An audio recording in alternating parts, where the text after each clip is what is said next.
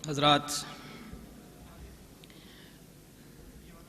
آپ جس پروگرام میں بیٹھے ہیں یہ پروگرام اپنی نوعیت کا وہ منفرد پروگرام ہے جو دارالعلوم کے احاطے میں 8 سال سے مسلسل منعقد ہو رہا ہے۔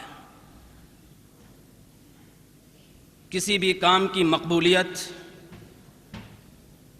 کا راز یہ ہے کہ اللہ رب العزت اس کو دوام اور اس میں استمرار عطا فرما دیں۔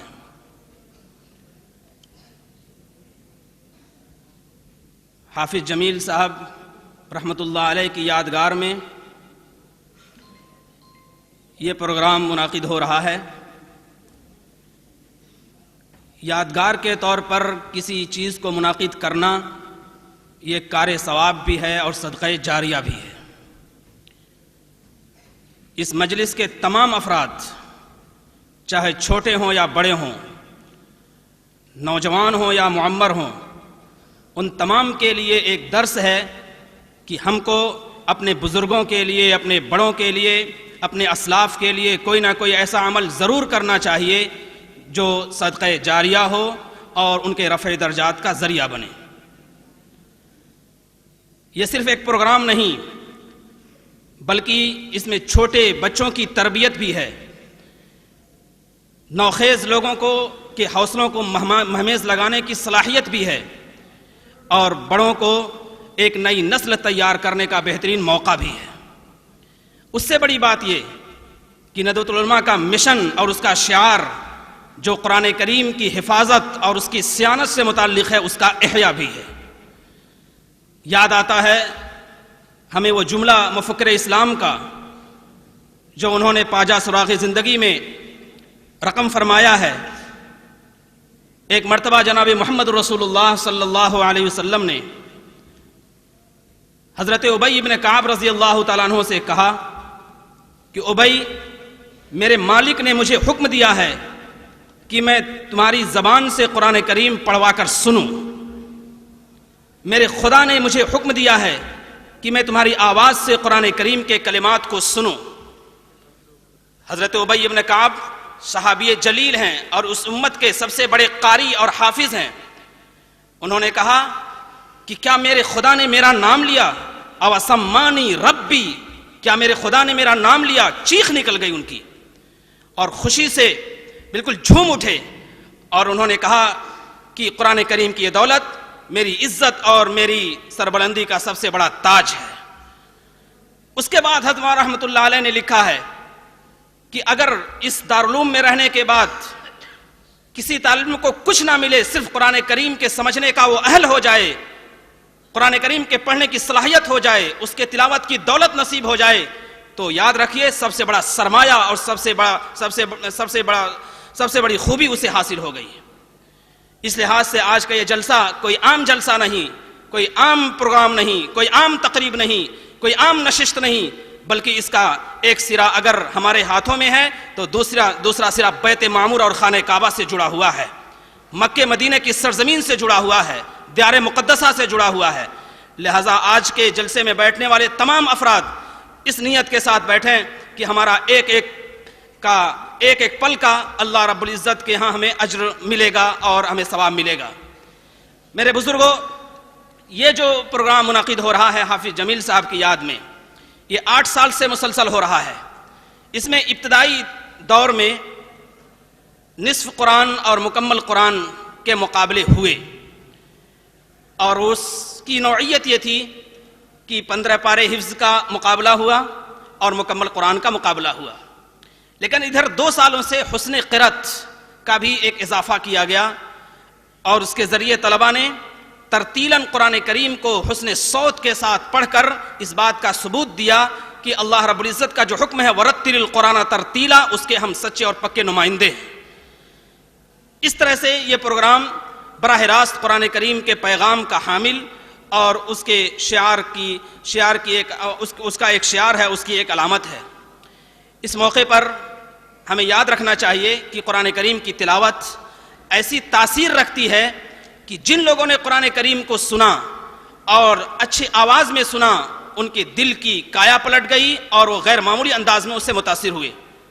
بہت کم لوگوں کو اس کا احساس ہوگا اور بہت کم لوگوں کو اس کا علم ہوگا کہ صحابہ کرام کی ایک بڑی تعداد وہ ہے جو قرآن کریم کو سن کر مسلمان ہوئی ہے۔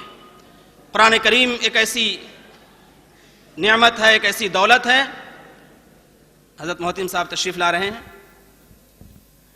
انشاءاللہ ان کی صدارت میں یہ پروگرام ہونا تھا اور آپ کی تشریف آوری سے یہ پروگرام آگے بڑھے گا۔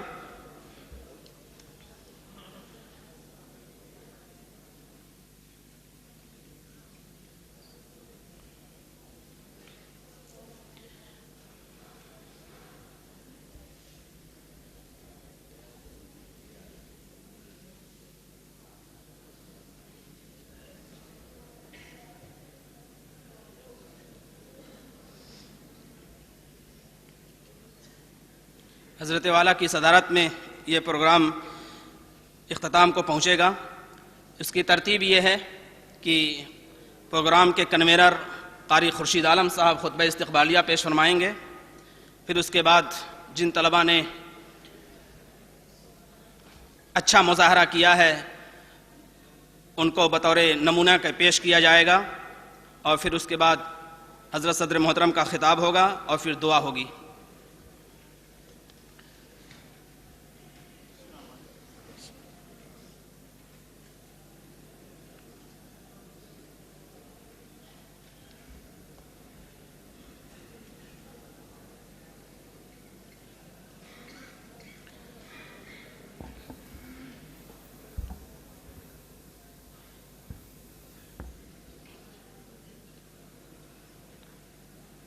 حضرات، آج کا یہ پروگرام اپنے معمول کے مطابق جاری و ساری ہے۔ حضرت صدر محترم تشریف لا چکے ہیں۔ اب آئندہ کی کارروائی کے لیے پروگرام کے روح رواں اس کے کنوینر حافظ جمیل صاحب رحمۃ اللہ علیہ کے صاحبزادے جناب حافظ و قاری خورشید عالم صاحب سے درخواست کی جاتی ہے کہ وہ آئیں اور خطبہ استقبالیہ پیش فرمائیں۔ بسم اللہ الرحمن الرحیم۔ الحمد للہ رب العالمین والصلاة والسلام على سید الانبیاء والمرسلین وعلى آلہ وصحبہ اجمعین، اما بعد۔ جناب صدر ذی علی وقار، مؤقر اساتذہ کرام، معزز مہمانان عظام اور حاضرین جلسہ اور عزیز طلبہ، اللہ تعالیٰ کا رحمت و عنایت اور اس کی بخشش و عطا پر ہمارے قلب تشکر و امتنان کے جذبات سے معمور ہے کہ محض اس کی توفیق سے آخر نے 8 سال قبل نامی مسابقہ حفظ قرآن مجید با یادگار والد گرامی جناب حافظ جمیل احمد نور اللہ مرقدہ کا جو آغاز کیا تھا، اللہ تعالیٰ نے اسے ایسی قبولیت عطا فرمائی کہ یہ مسابقہ سال با سال ترقی کی راہ پر گامزن ہے اور خوب سے خوب تر کی مثال بنتا جا رہا ہے، اور طلباء میں اس کے اچھے نتائج ظاہر ہو رہے ہیں۔ اسی سال اس سلسلے کا ایک مسابقہ 6-7 فروری 2019 بعنوان مسابقہ حسن قرات اور مسابقہ حفظ قرآن مجید کا انعقاد کیا گیا تھا، جس کی انعامی تقریب یہاں پر سجی ہے۔ اس پرمسرت موقع پر ہم اپنی جانب سے اور اپنے برادران جناب حافظ جنید عالم اور برادر مزیر عالم ندوی اور اس مسابقے کے انعقاد میں کسی بھی طور پر اپنی معاونت پیش کرنے والے اپنے مخلصین کی جانب سے آپ تمام حضرات کا استقبال کرتے ہیں۔ حضرات، سب سے پہلے ہم اس بات کی وضاحت کر دیں کہ اس مسابقے کا مقصد کیا ہے۔ اس مسابقے کا مقصد کیا ہے تو جان لیجیے کہ طالب علموں کو قرآن مجید کی دولت حصول کے لیے جو محنت کرانی چاہیے، اس محنت کے جذبے کو پیدا کرنا اور ان کے اندر شوق اور ولولے کو ابھارنا اور اس کا درست طریقہ بتانا، یہ اس مسابقے کا مقصد ہے۔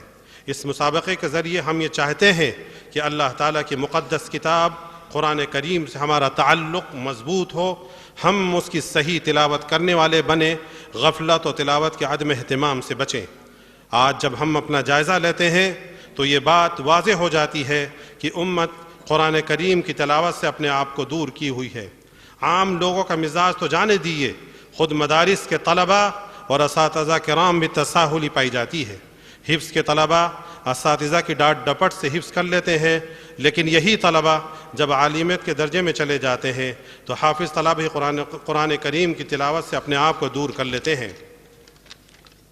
کچھ طلباء ایسے بھی ہیں جو شعبہ عالمیت میں آنے کے بعد بھی اپنے قرآن کی حفاظت کرتے ہیں، لیکن عام طور پر یہ بات دیکھی گئی ہے کہ ہمارے مدارس شعبہ عالمیت میں آنے کے بعد تلاوت سے اپنے آپ کو دور کر لیتے ہیں۔ یہاں پر کسی کی تحقیر یا تذلیل مقصود نہیں ہے، بلکہ ایک حقیقت اظہار ہے، جو معذرت کے ساتھ عرض ہے کہ بہت سے اساتذہ کرام اور جو شعبہ عالمیت میں پڑھاتے ہیں انہیں اپنے درسی کتابوں میں انہماک کی وجہ سے تلاوت قرآن کا وقت نہیں مل پاتا، جو بہرحال محرومی کی بات ہے۔ لہذا مسابقہ قرآن مجید کے ذریعے ہم طلباء کو قرآن سے جوڑنا چاہتے ہیں کہ قرآن اس بارے میں کیا کہتا ہے۔ اتل ما اوحی الیک من کتاب ربک، اے نبی تلاوت کیے اس چیز کی جس کی آپ کی طرف وحی کی گئی ہے۔ نبی کو تلاوت کا حکم دیا جا رہا ہے اور ہم نائب رسول صلی اللہ علیہ وسلم ہیں، ہم تلاوت سے اپنے آپ کو غافل کیے ہوئے ہیں، حالانکہ ہمارے پاس تلاوت کا بہت وقت ہے۔ اذان سے پہلے نہیں تو اذان کے فوراً بعد مسجد میں آ جائیں، سنت پڑھ کر تلاوت کا معمول بنا لیں۔ اگر ہر نماز میں اس کی پابندی کر لیں تو بہت آرام کے ساتھ کم از کم 3 سپارے تلاوت کا اہتمام کر سکتے ہیں۔ اسی طرح آپ ایک مہینے میں اگر 3 سپارے پڑھتے ہیں تو ایک مہینے میں 3 قرآن پڑھیں گے، سال میں 36 قرآن پڑھیں گے۔ اگر آپ سال میں 36 قرآن پڑھیں گے تو کیا آپ قرآن بھولیں گے؟ بالکل نہیں بھولیں گے انشاءاللہ۔ اور کیا 36 قرآن پڑھنے والا کیا جنت میں نہیں جائے گا؟ ضرور جائے گا انشاءاللہ۔ تو میرا عزیز دوستو اس کو سمجھیے گا، میرا مقصد صرف یہی ہے۔ اذان سے اسی طرح گویا ایک مہینے میں 3 قرآن ختم کر سکتے ہیں، اور اس سے حافظ کرام کو اپنا حفظ یاد رکھنے میں آسانی ہوگی، غیر حافظوں کو ناظرہ پختہ اور درست ہو جائے گا۔